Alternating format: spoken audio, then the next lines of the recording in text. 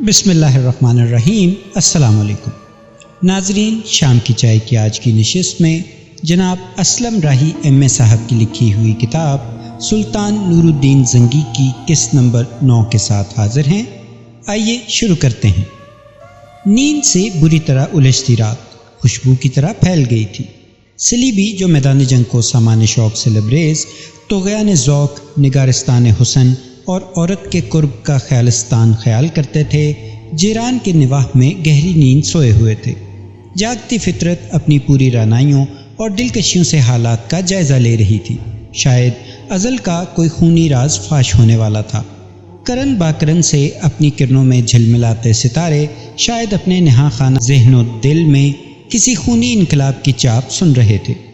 ایسے میں سلیبیوں کے اس لشکر پر شیر کو اچانک ایک طرف سے جاگتے لمحوں کی انگڑائی میں بدقسمتی کے ہولناک سیلاب اور ہر شے کو کھوجنے اور تلپٹ کر دینے والے شرر فشاں آتش بگولوں اور تاریکی کی گھنی موجوں میں بپھرتی، کڑکتی، ٹوٹتی اور گرتی برق کی طرح حملہ آور ہوا تھا۔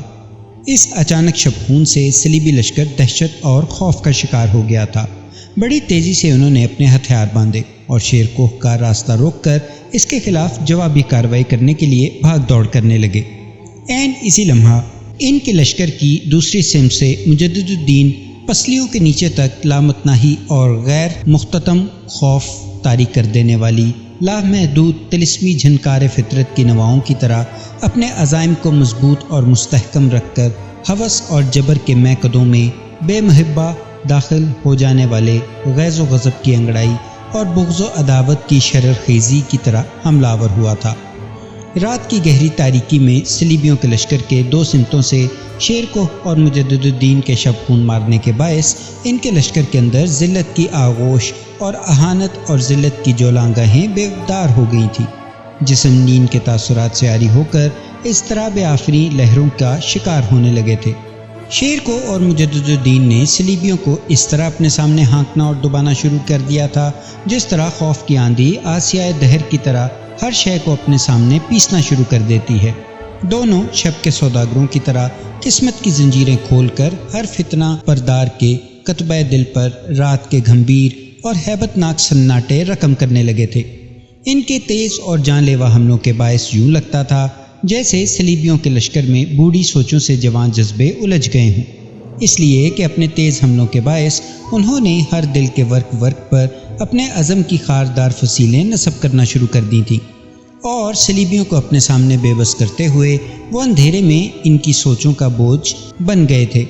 دوسری جانب کوكب و تلزم، زمین و آسمان، شمس و قمر، ہوائیں، فضائیں، دامن فطرت، رقص کرتے فضا کے سائے، رات کی حشر سامانیاں اور سرسراتی پرہول وحشتیں مسکراتے ہوئے رات کی گہری تاریکی میں رونما ہونے والے اس حادثے اور تماشے کو طنزیہ مسکراہٹ میں دیکھ رہے تھے۔ رات کے اندھیروں میں سلیبی لشکر کو شیر کو اور مجدد الدین کے ہاتھوں عبرت خیز اور ذلت آمیز شکست کا سامان کرنا پڑا، اور وہ اپنا سارا سامان اور مسلمانوں سے لوٹا ہوا مال و متاع وہیں چھوڑ کر اپنی جانیں بچانے کے لیے بھاگ کھڑے ہوئے۔ شیر کو اور مجدد الدین نے صبح تک وہیں انتظار کیا، پھر دشمن کے پڑاؤ سے ملنے والی ہر چیز کو سمیٹ کر وہ دمشق کے نواح میں سلطان نور الدین زنگی سے جا ملے، جس نے ان دونوں کا بہترین استقبال کیا۔ اب اپنے لشکر کے ساتھ سلطان نے اقامیہ کا رخ کیا، جو ایک مضبوط اور مستحکم قلعہ تھا، اور یہاں سے سلیبی نکل کر مسلمانوں کے علاقوں کو نقصان پہنچانے کی کارروائی شروع کر چکے تھے۔ اقامیہ پہنچ کر سلطان نے دو طرف سے قلعہ کی ناکہ بندی کر لی۔ شرقی دروازے کے سامنے سلطان اپنے لشکر کے ساتھ خود رہا، جبکہ لشکر کے اس حصے کو جو شیر کو اور مجدد الدین کی کمانداری میں تھا اسے شہر پناہ کے غربی دروازے پر معمور کر دیا گیا۔ مورخین لکھتے ہیں کہ اقامیہ نام کا ایک قلعہ ایک بلند کوہستانی سلسلے کے اوپر واقع تھا، جبکہ اس کی فصیل بھی بڑی مضبوط اور مستحکم تھی۔ قلعے کے اندر جس قدر سلیبی تھے انہوں نے محصور رہتے ہوئے سلطان نور الدین زنگی کا مقابلہ شروع کیا۔ پھر نہ جانے ایک دن ان پر کیا جنون سوار ہوا کہ وہ اس قلعے کے جنوبی دروازے سے نکل کر تنگ کوہستانی دروں سے ہوتے ہوئے اچانک آ کر سلطان کے لشکر پر حملہ آور ہو گئے۔ سلطان نے نہایت چابک دستی، نہایت عقل، عزم اور استقلال کے ساتھ ان کے اس اچانک حملے کو روکا۔ ساتھ ہی اس نے شیر کو اور مجدد الدین کو دوسری طرف سے حملہ آور ہونے کا حکم بھی بھیج دیا تھا۔ شیر کوہ کے پاس جس قدر لشکر تھا اس نے اس کے مزید 2 حصے کیے۔ ایک حصہ اس نے مجدد الدین کی کمانداری میں دیا، ایک حصہ اپنے پاس رکھا اور مجدد الدین کو اس نے قلعہ کے جنوبی دروازے کی طرف روانہ کر دیا اور خود حملے کے لیے مناسب گھات میں بیٹھ کر انتظار کرنے لگا۔ شام تک سلطان نور الدین نے قلعے سے نکل کر حملہ آور ہونے والے صلیبیوں کو پسپا کر دیا، اور جو ہی وہ پیچھے ہٹ کر قلعے میں داخل ہونے لگے، شیر کوہ ان پر برق کی طرح ٹوٹ پڑا۔ دوسری جانب جنوبی دروازے پر متعین مجدد الدین بھی حرکت میں آیا اور اس نے بھی حملے کی ابتدا کر دی تھی، اور صلیبیوں کے لشکر کی حالت یہ تھی کہ ایک طرف سے شیر کوہ ان پر سراب نفس کو پیاسا کرتی، فطرت کی سطوت و جبروت، ادراک کی پیشانی اور ذہن میں حبابوں کی طرح اٹھ کھڑے ہونے والے خوف کی طرح حملہ آور ہو رہا تھا، جبکہ دوسری طرف سے مجدد الدین معاشی ناہمواری، طبقاتی تضاد، سب کو سیال لمحوں کی طرح بہا لے جانے والے آتش کے سیل و طوفان اور مرگ کے دریائے تند کی طرح ان کی تعداد کم کرتا چلا جا رہا تھا، جبکہ پشت کی جانب سے سلطان نور الدین زنگی قضاء کے گہرے سمندر کی طرح ان کے تعاقب میں آیا تھا، اور پھر خونی لمحوں کی یورش اور برہم آگ کے شعلوں کی طرح پشت کی طرف سے اس نے ان کی تعداد بڑی تیزی سے کم کرنا شروع کر دی تھی۔ اس سخت طرفہ حملے سے صلیبیوں کی حالت نیم جان مسافروں، بے امان مقتولوں، خوف و ہراس کو گلے لگاتی شرمندگی اور رسوائی سے بھی بدتر ہونا شروع ہو گئی تھی۔ شہر پناہ کے دروازے شیر کوہ اور مجدد الدین نے مسدود کر دیے تھے، لہٰذا وہ قلعے کے اندر داخل بھی نہیں ہو سکتے تھے۔ جب انہوں نے دیکھا کہ سلطان نور الدین زنگی، شیر کوہ اور مجدد الدین 3 طرف سے ان پر حملہ آور ہوتے ہوئے بڑی تیزی سے ان کی تعداد کو کم کرتے چلے جا رہے ہیں، تب انہوں نے اپنے ہتھیار پھینک دیے اور امان امان پکارتے ہوئے جنگ کے خاتمے کا اعلان کرنے لگے۔ جن صلیبیوں نے ہتھیار ڈالے تھے سلطان کے حکم پر انہیں گرفتار کر کے پیچھے بھیج دیا گیا، جبکہ قلعہ کا محاصرہ برابر جاری رکھا۔ کہتے ہیں اکامیہ کے اس ہولناک ٹکراؤ میں لگ بھگ 2500 صلیبی مارے گئے اور تقریباً اسی قدر مسلمانوں کے ہاتھوں گرفتار ہوئے۔ مورخین لکھتے ہیں کہ صرف 20 مسلمان اس جنگ میں شہید اور 15 زخمی ہوئے۔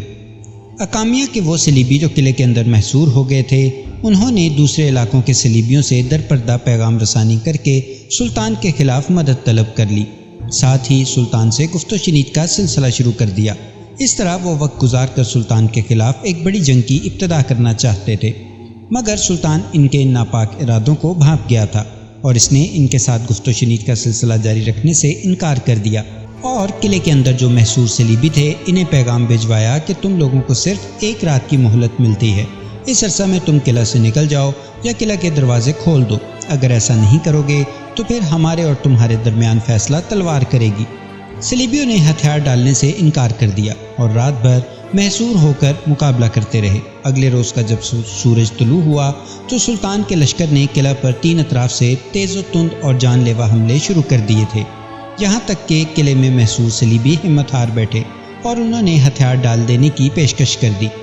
جب صلیبیوں نے ہتھیار ڈال دیے تب سلطان اپنے لشکر کے ساتھ قلعہ میں داخل ہوا اور خود اپنے ہاتھوں سے قلعہ کے سب سے بلند برج پر اپنا علم نصب کیا۔ جبکہ سلطان قلعے کے اندر قیام کیے ہوئے تھا، سلطان کو خبر ملی کہ شام کے جن صلیبیوں کو اکامیہ کے صلیبیوں نے اپنی مدد کو پکارا تھا وہ ایک بہت بڑا لشکر لے کر اکامیہ والوں کی مدد کے لیے آ رہے ہیں۔ سلطان کی پیغام رسانی کا سلسلہ چونکہ کبوتروں کے ذریعے تھا، لہٰذا اس کے وقایع نگار بڑے بروقت ہر معاملے اور دشمن کی نقل و حرکت کی اسے اطلاع کر دیتے تھے۔ شام کے صلیبیوں کی آمد کا سن کر سلطان نے شیر کوہ اور مجدد الدین کو ان کا استقبال کرنے کے لیے بھیجا۔ اکامیہ سے دور کھلے میدانوں میں ہولناک جنگ شروع ہوئی۔ اس جنگ کے دوران شیر کوہ اور مجدد الدین نے صلیبیوں کے اس لشکر کو اپنے گھیرے میں لے لیا۔ کہتے ہیں 3 دن تک صلیبی اس گھیرے کو توڑ کر بھاگنے کی کوشش کرتے رہے، لیکن مسلمان لشکریوں نے ان کی ہر کوشش کو ناکام بنا دیا، یہاں تک کہ انہوں نے سلطان کے پاس صلح کا پیغام بھیجا۔ سلطان نے بڑی فراخ دلی سے کام لیتے ہوئے تاوان کی ایک رقم مقرر کر کے انہیں رہا کر دیا۔ سلطان نے یہاں تک رحم دلی سے کام کیا کہ اکامیہ کی جنگ کے دوران صلیبیوں کو جو گرفتار ہوئے تھے سلطان نے انہیں بھی رہا کر دیا تھا۔ سلطان نور الدین زنگی اب صلیبیوں کی آئے دن کی سرکشی، شورش اور افراتفری سے تنگ آ چکا تھا، لہٰذا اس نے صلیبیوں کے خلاف نہ ختم ہونے والی جنگوں کی طرح ڈالنے کا فیصلہ کر لیا تھا تاکہ ہر صورت انہیں اپنے ساتھ زیر بنا کے رکھے۔ اس مقصد کے لیے سب سے پہلے اس نے صلیبیوں کے سب سے بڑے سرکردہ فرانسیسی صلیب جوزلین کا انتخاب کیا۔ جوزلین کبھی الربا کا حاکم تھا، لیکن جب سلطان نے الربا شہر فتح کر کے اس سے چھین لیا تب حلب کے شمالی علاقے کی طرف چلا گیا تھا اور وہاں اپنی حکومت قائم کر لی تھی۔ اقامیوں کو فتح کرنے کے بعد سلطان نے جوزلین سے نمٹنے کا مصمم ارادہ کر لیا۔ جوزلین ایک انتہائی جنگجو، انتہا درجے کا متعصب اور شریر طبع انسان تھا۔ کوئی بھی موقع مسلمانوں کو نقصان پہنچانے کا ہاتھ سے جانے نہ دیتا تھا۔ آئے دن وہ مسلمانوں کے علاقوں اور سرحدوں پر یورش برپا کرتا رہتا تھا اور سرحدی علاقوں پر حملہ آور ہو کر لوٹ مار کا بازار گرم کرتا تھا۔ اس کے علاوہ ایشیا میں قیام کرنے والے صلیبی جب کبھی بھی کسی مہم پر سلطان کے خلاف نکلتے تو وہ جنگ کی ابتدا کرنے کے لیے اس جوزلین سے ہی صلاح و مشورہ کرتے تھے، اس لیے یہ شخص اسلام دشمنی میں سب سے بڑھا ہوا تھا۔ حلب شہر سے نکلنے کے بعد سلطان نور الدین زنگی نے اپنے لشکر کو 2 حصوں میں تقسیم کیا۔ ایک حصہ شیر کو اور مجدد الدین کی سرکردگی میں رکھا گیا، چھوٹے سالار بھی کچھ ان کی سرکردگی میں دیے، باقی لشکر چند دیگر سالاروں کے ساتھ اس نے اپنی کمانداری میں رکھا۔ دوسری طرف جوزلین اپنے علاقوں سے نکل کر الربا پر حملہ آور ہونے کے لیے پر تول رہا تھا۔ الربا پر وہ حکومت کر چکا تھا، شہر کے اندر کافی ارمنی عیسائی بھی تھے اور وہ ہر صورت میں اپنے کھوئے ہوئے شہر کو دوبارہ حاصل کرنا چاہتا تھا۔ اس مقصد کے لیے انطاکیہ، یروشلم اور صلیبیوں کے شہروں سے اسے کافی تعداد میں رضاکار پہنچا دیے گئے تھے، جن کی تعداد ان گنت اور بے شمار ہو گئی تھی، اور جوزلین کو یقین تھا کہ اس لشکر کے ساتھ وہ سلطان نور الدین زنگی کے سارے علاقوں کو فتح کرنے میں کامیاب ہو جائے گا۔ ایسا لشکر تیار کر کے جوزلین الربا کی طرف روانہ ہوا۔ ابھی وہ راستے ہی میں تھا کہ اسے خبر ملی کہ سلطان نور الدین اس کا مقابلہ کرنے کے لیے الربا سے نکل چکا ہے۔ ساتھ ہی اسے اس کے مخبروں نے یہ بھی اطلاع کر دی تھی کہ سلطان نے لشکر کو 2 حصوں میں تقسیم کیا ہے۔ ایک حصہ خود سلطان لے کر جوزلین کا رخ کر رہا ہے اور دوسرے حصے کے ساتھ شیر کوہ اور مجدد الدین تل باشر کے رخ پر کوچ کر چکے ہیں۔ جوزلین کے پاس اس قدر بڑا لشکر تھا کہ سلطان نور الدین، شیر کوہ اور مجدد الدین کے لشکر کو یکجا کر دیا جائے تب بھی اس کے لشکر کی تعداد کئی گنا زیادہ تھی، اور پھر اس پر مستضاد یہ کہ ابھی تک یروشلم، انطاکیہ، جلاک، دلوکا، کنرسوب، کورس، راوزان، مرگش، سیدا، مان البارا اور دیگر کئی نصرانی شہروں سے جوک در جوک لشکر اس کی مدد کے لیے پہنچ رہے تھے۔ جوزلین کے سامنے جو صورتحال آئی تھی اس کے تحت اس نے 2 بڑے بڑے لشکر ترتیب دیے۔ ایک لشکر کو اس نے تل باشر کے نواح میں متعین کر دیا اور اسے حکم دیا کہ شیر کوہ اور مجدد الدین کو اپنے ساتھ جنگ میں مصروف رکھیں، اور جو لشکر جوزلین سے شیر کوہ اور مجدد الدین کا مقابلہ کرنے کے لیے متعین کیا تھا وہ شیر کوہ اور مجدد الدین کے لشکر سے کم از کم 6 گنا بڑا تھا۔ اسی قدر زیادہ لشکر لے کر جوزلین سلطان نور الدین کا مقابلہ کرنے کے لیے پڑاؤ کر گیا تھا۔ جوزلین کی یہ بہترین جنگی چال تھی۔ اس نے شیر کوہ اور مجدد الدین کو صرف جنگ میں مصروف رکھا تاکہ وہ کسی بھی لمحہ سلطان نور الدین زنگی کی مدد کے لیے نہ پہنچ سکیں۔ دوسری طرف جس قدر لشکر سلطان نور الدین زنگی کے پاس تھا اس سے کئی گنا زیادہ لشکر لے کر وہ سلطان کے سامنے آیا، اور جو دوسرے شہروں سے صلیبی گروہ در گروہ اس کی مدد کے لیے آ رہے تھے ان کی طرف اس نے پیغام بھجوایا کہ جب سلطان نور الدین زنگی اس کے ساتھ برسر پیکار ہو تو وہ پشت اور اطراف کی طرف سے اس پر حملہ آور ہو جائیں تاکہ اس کی شکست کو یقینی بنایا جا سکے۔ بہرحال سلطان نور الدین زنگی اور جوزلین کے درمیان خون ریز جنگ شروع ہوئی۔ اسی اثناء میں اطراف و جوانب سے صلیبیوں کے تازہ دم لشکر جو جوزلین کی مدد کے لیے پہنچ رہے تھے وہ سلطان نور الدین زنگی کی پشت اور اطراف سے حملہ آور ہو گئے، جس کے باعث سلطان کے لشکر میں بدنظمی سی پھیل گئی تھی۔ اسی موقع پر جوزلین مسلمانوں کی افراتفری اور کمزوری کو بھانپ گیا۔ اس نے نئے آنے والے صلیبیوں کو سلطان پر چاروں طرف سے حملہ آور ہونے کا حکم دے دیا تھا۔ یہ صورتحال دیکھتے ہوئے سلطان نے اندازہ لگا لیا کہ چاروں طرف سے صلیبی امٹتے ہوئے اس پر حملہ آور ہونے کے لیے آ رہے ہیں، اور سامنے کی طرف سے جوزلین اس پر حملہ آور ہونے کے لیے ایسا لشکر تیار کر چکا ہے جس کی تعداد اس کے اپنے لشکر سے کئی گنا زیادہ ہے، لہٰذا سلطان جنگ کو موقوف کرتے ہوئے پیچھے ہٹ گیا۔ اپنے لشکریوں کو محفوظ کرنے کے لیے سلطان ایک ٹیلے کی طرف ہو لیا۔ اسی طرح سلطان کو اپنی زندگی میں پہلی بار صلیبیوں کے مقابلے میں پیچھے ہٹنا پڑا۔ دوسری جانب جوزلین کا وہ لشکر جسے وہ تل باشر کی طرف روانہ کر چکا تھا وہ جوزلین کی خواہش کے مطابق اپنا کام کرنے میں کامیاب رہا۔ انہوں نے شیر کوہ اور مجدد الدین پر کوئی خوفناک حملہ نہیں کیا، بلکہ انہیں اپنے ساتھ جنگ میں اس وقت تک الجھائے رکھا جب تک سلطان اپنے لشکر کو لے کر پیچھے نہ ہٹ گیا۔ دوسری طرف شیر کوہ اور مجدد الدین کو بھی خبر ہو گئی کہ جوزلین کے مقابلے میں سلطان پیچھے ہٹ گیا ہے، لہٰذا وہ بھی پیچھے ہوئے اور سلطان سے جا ملے۔ اب سلطان نے اپنے لشکر کو یکجا کیا۔ اس کے حکم پر مزید لشکری بھی حلب سے اس کے پاس پہنچ گئے تھے۔ پھر سلطان کچھ دیر تک اپنے لشکر کو ترتیب دیتا رہا۔ دوسری جانب جوزلین کو بھی خبریں پہنچ رہی تھیں۔ وہ ہر صورت شہر پر قبضہ کرنے کا تہیہ کیے ہوئے تھا، لہٰذا وہ لشکر کو جو اس نے شیر کو اور مجدد الدین کی راہ روکنے کے لیے تلباشر کی طرف روانہ کیا تھا، اس کو بھی اس نے اپنے ساتھ ملا لیا۔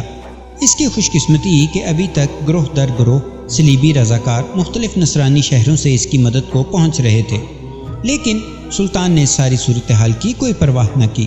سلطان جانتا تھا کہ جوزلین کے پاس کم از کم اتنا بڑا لشکر ہے جو اس کے 7 گنا سے بھی بڑا ہوگا۔ پھر بھی سلطان نے اپنے لشکر کو ترتیب دینے کے بعد اور اپنے سارے سالاروں سے مشورہ کرنے کے بعد الربا کے نواح میں ان علاقوں کا رخ کیا جہاں اپنے متحدہ لشکر کے ساتھ جوزلین پڑاؤ کیے ہوا تھا۔ گزشتہ جنگ میں سلطان نور الدین زنگی کو پسپا کرنے کے بعد جوزلین، اس کے سالاروں اور اس کے لشکریوں کے حوصلے بڑھے ہوئے تھے، اور اب وہ پیچ و تاب کھا رہے تھے کہ کب سلطان نور الدین زنگی ان کے سامنے آئے اور وہ ایک بار پھر اسے بدترین شکست سے دوچار کریں۔ دوسری جانب سلطان نور الدین زنگی کے علاوہ اسد الدین شیر کوہ، مجدد الدین اور دوسرے سالار بھی انتقام کی آتش میں تپ رہے تھے، اور وہ ہر صورت میں صلیبیوں سے اپنی گزشتہ پسپائی کا انتقام لینے پر تل گئے تھے۔ لہٰذا سلطان نور الدین زنگی اپنے لشکر کو لے کر بڑی تیزی سے الربا کی طرف بڑھا تھا۔ الربا کے نواح میں دونوں لشکر ایک دوسرے کے آمنے سامنے ہوئے۔ جب دونوں لشکر اپنی صفیں درست کر رہے تھے، جوزلین کے لشکر سے 2 سورما اپنے گھوڑوں کو سرپٹ دوڑاتے ہوئے میدان جنگ میں اترے اور مسلمانوں کو مقابلے کے لیے للکارا۔ شاید وہ انفرادی مقابلے کی ابتدا کرنا چاہتے تھے۔ سلطان نور الدین اس وقت اپنے سالاروں کے ساتھ اپنے لشکر کے سامنے کھڑا تھا۔ لشکری اپنے صفیں درست کر چکے تھے، لشکر کے حصوں کی تنظیم بھی اپنی آخری شکل اختیار کر چکی تھی۔ جب وہ دونوں سورما میدان میں آئے تو اپنے گھوڑے کی باگ پر اسد الدین شیر کوہ کی گرفت سخت ہو گئی تھی۔ اس کی ہاتھوں کی انگلیاں بھیج گئی تھیں، چہرے پر غضبناکی کے آثار نمودار ہو گئے تھے، آنکھیں آگ برسا گئی تھیں۔ پھر اس نے سلطان کو مخاطب کیا، سلطان محترم، ان 2 صلیبی سورماؤں کے سامنے ہماری طرف سے 2 تیغ زن نہیں اتریں گے۔ میں اکیلا ان کے مقابلے پر جاؤں گا اور ان پر ثابت کروں گا کہ انہوں نے جو ہمیں انفرادی مقابلے کی دعوت دی ہے تو یہ ان کی طرف سے انتہا درجے کی حماقت ہے۔ سلطان محترم، میں آپ کو یقین دلاتا ہوں کہ یہ دونوں سورما میرے سامنے زیادہ دیر نہیں نکالیں گے۔ جب تک شیر کوہ بولتا رہا، سلطان نور الدین عجیب سے انداز میں اس کی طرف دیکھتا رہا۔ پاس کھڑے مجدد الدین کی نگاہیں بھی شیر کوہ پر جمی ہوئی تھیں۔ شیر کوہ کے ان الفاظ کا جواب سلطان دینا ہی چاہتا تھا کہ مجدد الدین نے آگے بڑھ کر شیر کوہ کے گھوڑے کی باگ پکڑ لی۔ پھر اس کی آنکھوں میں آنکھیں ڈالتا ہوا بولا، محترم اسد الدین، آپ امیر عساکر ہیں۔ سلطان کے بعد لشکریوں میں آپ کی اہمیت سب سے زیادہ ہے۔ آپ جب لشکر کے اندر موجود ہوتے ہیں تو لشکریوں کے ولولے جذبے جوان رہتے ہیں۔ ان 2 صلیبی سورماؤں کے مقابلے میں آپ نہیں، میں مجدد الدین جاؤں گا۔ محترم شیر کوہ، میں آپ کو اور سلطان کو یقین دلاتا ہوں کہ میں ان 2 کے مقابلے میں آپ لوگوں کو مایوس نہیں کروں گا۔ شیر کوہ نے مسکراتے ہوئے مجدد الدین کی طرف دیکھا، پھر کہنے لگا، مجدد الدین، اگر لشکر میں میری موجودگی لشکریوں کے حوصلے اور جوان جذبے کا باعث بنتی ہے تو تمہاری حیثیت اس سے کم نہیں۔ اور یہ کہ اس سے آگے شیر کوہ کچھ نہ کہہ سکا، رک گیا، اس لیے کہ عین اسی وقت مجدد الدین نے مسکراتے ہوئے سلطان کو سلام کیا۔ اس کے ساتھ ہی اس سے اپنے گھوڑے کو ایڑی لگاتے ہوئے اسے انفرادی مقابلہ کرنے کے لیے میدان جنگ کی طرف بڑھا دیا تھا۔ جس وقت وہ اپنے گھوڑے کو بڑھاتا ہوا صلیبی سورماؤں کی طرف جا رہا تھا تو بڑی عقیدت اور ارادت مندی میں شیر کوہ کو مخاطب کرتے ہوئے سلطان نور الدین کہہ رہا تھا، شیر کوہ، یہ ابن الدایا بھی عجیب و غریب انسان ہے، کمال کی جرأت مندی اور لا انتہا دلیری رکھتا ہے۔ مجھے امید ہے کہ ان 2 صلیبی سورماؤں کو زیر کرنے میں زیادہ وقت نہیں لے گا۔ اپنے گھوڑے کو سرپٹ دوڑاتا ہوا مجدد الدین جب ان صلیبیوں کے قریب گیا تب ان میں سے ایک نے اسے مخاطب کیا، کون ہو؟ اپنا نام بتاؤ۔ مسلمانوں کے لشکر میں تمہاری کیا حیثیت ہے؟ ان کی اس گفتگو کا مجدد الدین نے کوئی جواب نہ دیا، اپنے گھوڑے کو ایڑ پر ایڑ لگاتے ہوئے ان کے گرد چکر لگانے لگا تھا، اور اس کا گھوڑا جو جنگ میں اپنے مالک کے اشاروں پر کام کرنے کا ماہر تھا، لمحہ بلمحہ اپنی رفتار تیز کرتا جا رہا تھا۔ پھر اسی تیز رفتاری کے دوران مجدد الدین نے بلند آواز میں تکبیر پڑھی، اور اس کے ساتھ ہی اس نے ان 2 کو مخاطب کیا، نہ تم میرا نام پوچھو، نہ میں تمہارے نام جاننے کی ضرورت محسوس کرتا ہوں۔ سنبھلو میں تم پر حملہ آور ہونے لگا ہوں۔ اس کے ساتھ ہی ایک خاص انداز میں مجدد الدین نے جب اپنے گھوڑے کو ایڑ لگائی تو گول چکر لگاتا ہوا گھوڑا ایک دم ہنہناتے ہوئے، نتنے پھڑپھڑاتے ہوئے، کنوتیاں تیزی سے بدلتے ہوئے پلٹا اور ان دو کی طرف بڑھا، اور اس کے ساتھ ہی مجدد الدین نے اپنی تلوار بلند کرتے ہوئے اس زوردار انداز میں حملہ کیا کہ ان میں سے ایک کو شانے سے لے کر پسلیوں تک کاٹتا ہوا آگے نکل گیا۔ تھوڑا سا آگے جا کر اس نے اپنے گھوڑے کو موڑا، فضا میں الف ہوتے ہوئے وہ سرکش انداز میں ہنہنایا، دوبارہ مڑا، اس کے ساتھ ہی اپنی خون آلود تلوار لہراتے ہوئے مجدد الدین دوسرے پر حملہ آور ہوا۔ دوسرے نے اس کے وار کو اپنی ڈھال پر روکا۔ 3-4 بار دونوں نے ایک دوسرے پر خونخوار انداز میں حملے کیے۔ پھر ایک دم مجدد الدین نے اپنے بائیں پاؤں کو رکاب کے اندر جمع رہنے دیا، دائیں پاؤں کو رکاب سے علیحدہ کیے ہوئے اس کی چھاتی پر پاؤں مارا۔ وہ گھوڑے سے نیچے گر گیا۔ دوسرے لمحے مجدد الدین بھی نیچے تھا۔ گرے ہوئے سلیبی پر اس نے اپنی تلوار بلند کر کے گرائی اور اس کا بھی خاتمہ کر دیا تھا۔ پھر آسمان کی طرف منہ کرتے ہوئے مجدد الدین نے 3 بار تکبیر بلند کی، یہ گویا اس کی فتح مندی کا نعرہ تھا۔ اس کے ساتھ ہی وہ اپنے گھوڑے پر سوار ہوا اور مرنے والے سلیبیوں کے دونوں گھوڑوں کو ہانکتا ہوا اپنے لشکر کی طرف جا رہا تھا۔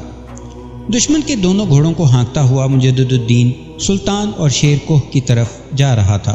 سلطان اس کی طرف دیکھتے ہوئے بڑا انکساری میں کہہ رہا تھا، مجدد الدین، میں تیری جرأت مندی، تیرے خلوص کو سلام کرتا ہوں۔ جب دونوں گھوڑوں کو ہانکتا ہوا مجدد الدین سلطان کے قریب آیا تو ایک ساتھی آگے بڑھتے ہوئے نور الدین اور شیر کوہ نے اس کی پیٹھ تھپتھپائی۔ اس موقع پر سلطان دونوں کو مخاطب کرتے ہوئے کہنے لگا، میرے دونوں عزیزوں، یہ دونوں سلیبی سورما جو مر گئے ہیں، اس سے دشمن کے لشکر میں اس طرح کی بددلی پھیل گئی ہے جس بددلی کو دور کرنے کے لیے جوزلین کو فی الفور جنگ کی ابتدا کرنی پڑے گی۔ میرے عزیز، جنگ کا طریقہ کار کچھ اس طرح ہے کہ میں اس بار لشکر کے درمیانی حصے میں نہیں رہوں گا، شیر کو وسطی حصے میں تم رہو گے، دائیں جانب میں اور بائیں جانب مجدد الدین ہوگا۔ اس طرح لشکر 3 حصوں میں تقسیم ہو کر جنگ کی ابتدا کرے گا۔ دشمن کو حملہ کرنے کی ابتدا کرنے دو۔ ہم نے جو سب سے پہلا کام کرنا ہے وہ یہ ہے کہ دشمن کے حملے کو روکنا ہے۔ اس کے بعد شیر کو تم نے یوں کرنا ہے کہ کچھ اس انداز میں پیچھے ہٹنا شروع ہونا ہے کہ دشمن یہ خیال کرے کہ ان کے حملوں کے زور کے باعث تم پیچھے ہٹنا شروع ہو گئے ہو۔ جب دشمن تمہیں پیچھے دھکیلنا شروع کرے گا تب میں اور مجدد الدین اپنی کارروائی کی ابتدا کریں گے۔ ہم دائیں بائیں سے دشمن پر حملہ آور ہوں گے اور ان کے پہلوؤں کو کاٹتے ہوئے اندر گھسنے کی کوشش کریں گے۔ جب ہم ایسا کریں گے تو تکبیریں بلند ہوں گی۔ جب تم تکبیروں کی آواز سنو تو تم پیچھے ہٹنا بند کر دینا اور اپنی پوری طاقت اور قوت سے دشمن پر ضرب لگانا۔ اس طرح مجھے امید ہے کہ ہم سخت طرفہ حملے سے جوزلین کے لشکر کو، جو تعداد میں ہم سے کہیں زیادہ ہے، چکی کے پاٹوں کی طرح پیس کر رکھ دیں گے۔ سلطان کی اس تجویز سے شیر کوہ اور مجدد الدین دونوں نے اتفاق کیا۔ پھر شیر کوہ لشکر کے وسطی حصے میں ہی رہا۔ اس کے ساتھ نائب کی حیثیت سے فخر الدین مسعود اور قزا ارسلان تھے۔ یہ دونوں سالار تاریخ کے اوراق میں خاصے پہچانے ہوئے سالار گنے جاتے ہیں۔ میمنہ کی کمانداری سلطان نور الدین زنگی نے اپنے ہاتھ میں لی تھی۔ اسامہ بن مرشد اور نجم الدین دونوں سالاران اس کے ماتحت کام کر رہے تھے۔ لشکر کا میسرہ مجدد الدین کی کمانداری میں تھا، جبکہ شمس الدین اور خطلخ دونوں اس کے ساتھ تھے۔ پھر جوزلین نے جنگ کی ابتدا کی اور اپنے لشکر کو حملہ آور ہونے کے لیے آگے بڑھایا۔ سلطان نے بھی اپنے لشکر کو آگے بڑھنے کا حکم دیا۔ پھر دیکھتے ہی دیکھتے جوزلین قہر بھرے طوفانوں کی طرح مسلمانوں کے لشکر پر حملہ آور ہو گیا تھا۔ تھوڑی دیر تک سلطان نور الدین اور شیر کو اپنے سالاروں کے ساتھ دشمن کے حملوں کو روکتے رہے۔ پھر دیکھتے ہی دیکھتے شیر کوہ نے اپنے حصے کے لشکر کو لے کر پیچھے ہٹنا شروع کر دیا تھا۔ اس سے سلیبیوں کے حوصلے اور بڑھے اور انہوں نے پہلے کی نسبت زیادہ تیز حملے کرنے شروع کر دیے تھے۔ اس طرح دشمن کے لشکر کا ایک حصہ خوب آگے بڑھ گیا تھا۔ اسی موقع پر سلطان نور الدین زنگی نے زوردار آواز میں تکبیر بلند کی۔ پھر اپنے سامنے آنے والے سلیبیوں کو پیچھے دھکیلتے ہوئے وہ سلیبیوں کے لشکر کے پہلو پر پاؤں کے آبلے، تشنگی کا کرب کھڑا کر دینے والے تکبیر کے ہولناک عذاب، دکھ بھرے موسم، درد کی فصیلیں سنوار کر کے کرتے تیغ نما حروف، موسموں کی گہری گرد اور سرما کی سرد دھند کو تحلیل کر دینے والی سورج کی تیز کرنوں کی طرح حملہ آور ہو گیا تھا۔ دشمن کے ایک پہلو کی طرف سے سلطان نور الدین نے ان کے اندر گھستے ہوئے ان میں کرب بھری داستان خاموشی کے ساگر میں قضا کے ارتعاش کے قصے اور اپنے کمالات، فکر و فن سے درد کا درما اور دل کا قرار چھینتے ہوئے پورا شوق فضاؤں کی رویدادیں رقم کرنا شروع کر دی تھیں۔ جس وقت سلطان نے تکبیر بلند کی تھی، عین اسی لمحے مجدد الدین بھی حرکت میں آیا۔ وہ بھی سامنے آنے والے دشمن کو پیچھے دھکیلتا ہوا ان کے پہلو پر گلستانوں کو خاک بسر بستیوں کو بے رونق کر دینے والی بھڑکتی آتش کی جوالا کی طرح حملہ آور ہو گیا تھا۔ اس نے دشمن کے لشکر میں اس طرح گھسنا شروع کر دیا تھا جس طرح موت کے اندھیروں میں روشنی کا پیغام گھستا ہے۔ اسد الدین شیر کوہ نے جب دیکھا کہ سلطان نور الدین اور مجدد الدین نے پہلوؤں کی طرف سے دشمن پر حملہ آور ہو کر ان کے لشکر کو ایک طرح سے ہلاک کر کے رکھ دیا ہے، تب اس نے رگ رگ میں تلاطم رقصاں کر دینے والی دہکتی موجوں کے تند ریلوں کی طرح اپنے کام کی ابتدا کی۔ پسپائی کا عمل اس نے ترک کر دیا، پھر جارحیت پر اترا، اور جو لشکر اسے دھکیلتے ہوئے آگے بڑھ رہا تھا اس پر وہ سرد خانوں میں موت کی خاک اڑانے والے سلگتے سرخ لاووں کی طرح ٹوٹ پڑا تھا۔ اس کے حملوں میں ایسی للکار تھی کہ تیغ پناہ مانگے، اس کے آگے بڑھنے کی روانی ایسی تھی کہ دریا اپنی روانی بھول جائیں، اس کے ضرب لگانے میں ایسی قوت تھی، ایسی شورش کے جبر اپنی تنظیم کو فراموش کر جائیں۔ شیر کو صلیبیوں پر آنکھوں میں بسر کر دینے والے غبار، پاؤں میں نا امیدیوں کے سراب باندھ دینے والے آشوب اور آکاش کے تیور بگاڑ دینے والے دشت عقوبت کی طرح ضرب لگانے لگا تھا۔ بڑی تیزی سے اس نے صلیبیوں کے دل کی فضاؤں کو جانسوز کر راہوں، جرت کے بادبانوں کو قسمت کے پیالوں کے زہر اور ان کی امیدوں کے ساحلوں کو ناکامیوں کے پتھریلے رن پٹ میں تبدیل کرنا شروع کر دیا تھا۔ قیامت کا سا شور کھڑا کرتی چمکتی اٹھتی گرتی تلواروں، کھنکتی ڈھالوں، لچکدار نیزوں نے خونخوار درندگی کا سا ذوق جنگ آوری کھڑا کرنا شروع کر دیا تھا۔ جوزلین یہ امید لگائے بیٹھا تھا کہ جس طرح اس نے پہلے سلطان کو پیچھے ہٹنے پر مجبور کر دیا تھا، اس بار بھی وہ مسلمانوں کو پسپا اور ہزیمت اٹھانے پر مجبور کر دے گا، اس لیے کہ اس بار لشکر کی تعداد اس کے ساتھ بہت زیادہ تھی، اور پھر اس کے لشکریوں کے حوصلے اس بنا پر بھی بڑے ہوئے تھے کہ ایک بار وہ سلطان نور الدین زنگی کو پیچھے ہٹنے پر مجبور کر کے بہت بڑا مارکا سر کر چکے ہیں۔ لیکن اب معاملہ کچھ مختلف دکھائی دے رہا تھا۔ سامنے کی طرف سے اسد الدین شیر کو، ایک پہلو سے سلطان نور الدین زنگی اور دوسرے پہلو سے مجدد الدین ان پر اس طرح حملہ آور ہو رہے تھے جیسے جنگل کو بے برگ کر دینے والی آتشی اولوں اور انگاروں نے اپنا رنگ دکھانا شروع کر دیا ہو۔ تیز حملوں سے وہ اس کے درختوں کو خاردار جھاڑیوں، خواہش کے صنوبر کو کانٹوں کے جنگل میں تبدیل کر دینے والے مجنوؤں کی قہرمانیوں اور عذابوں کے نہ ختم ہونے والے سلسلوں کی طرح حملہ آور ہوتے ہوئے بڑی تیزی سے صلیبیوں کی تعداد کو کم کرتے چلے جا رہے تھے۔ جوزلین اور اس کے سالاروں نے اپنی طرف سے بہت کوشش کی کہ جنگ کا پانسا پلٹ دیں، اور وہ اپنی لشکریوں کو للکار کر مسلمانوں کے پیچھے دھکیلنے کی ترغیب دے رہے تھے، لیکن مسلمان لشکری ان کے سامنے پسپا نہ ہونے والے لفظ کن سے تراشے حروف آہنی دیواروں اور درد کے کلزم کی طرح جمتے ہوئے ان پر اس طرح حملہ آور ہو رہے تھے گویا پانی آگ بن کر جھلسنا شروع ہو گیا ہو۔ پھر دیکھتے ہی دیکھتے جوزلین اور اس کے لشکریوں کی حالت محرومیوں کی داستانوں، قہر کسی خاموش ظلمت زخموں کے پیون سے کہیں بدتر عذاب، رتوں کے سرد لمحوں، وحشت بھری تنہائیوں اور پرانی صداؤں کے کھنڈرات سے بھی بری، اور فضاؤں کے مضطرب و حیران و تشنہ مسافروں، اداس پتوں کی زمرد رتوں اور پت جھڑ سے مارے پیڑوں سے بھی زیادہ ہولناک ہونا شروع ہو گئی تھی۔ سلطان نور الدین زنگی اور مجدد الدین چونکہ جوزلین کے لشکر کے پہلوؤں پر حملہ آور ہوئے تھے، لہٰذا دونوں اپنے اپنے پہلو سے دشمن کو کاٹتے ہوئے دشمن کے لشکر کے وسطی حصے میں دونوں مل گئے تھے۔ سامنے سے شیر کوہ نے صلیبیوں پر اس قدر دباؤ ڈالا کہ وہ اپنے سامنے آنے والے صلیبیوں کو رونتا ہوا سلطان نور الدین اور مجدد الدین سے جا ملا تھا۔ اس طرح تینوں نے مل کر صلیبیوں کی شکست کو یقینی بنا دیا۔ چونکہ مسلمان اب صلیبیوں کے لشکر کے وسط تک پہنچ گئے تھے، لہٰذا جوزلین کو زندہ گرفتار کر لیا گیا، باقی صلیبی بدترین شکست اٹھا کر بھاگ گئے۔ تو ناظرین، یہ تھی آج کی قسط، امید ہے آپ کو پسند آئی ہوگی۔ انشاءاللہ ملتے ہیں اگلی قسط کے ساتھ، اپنا بہت سا خیال رکھیے، اللہ نگہبان۔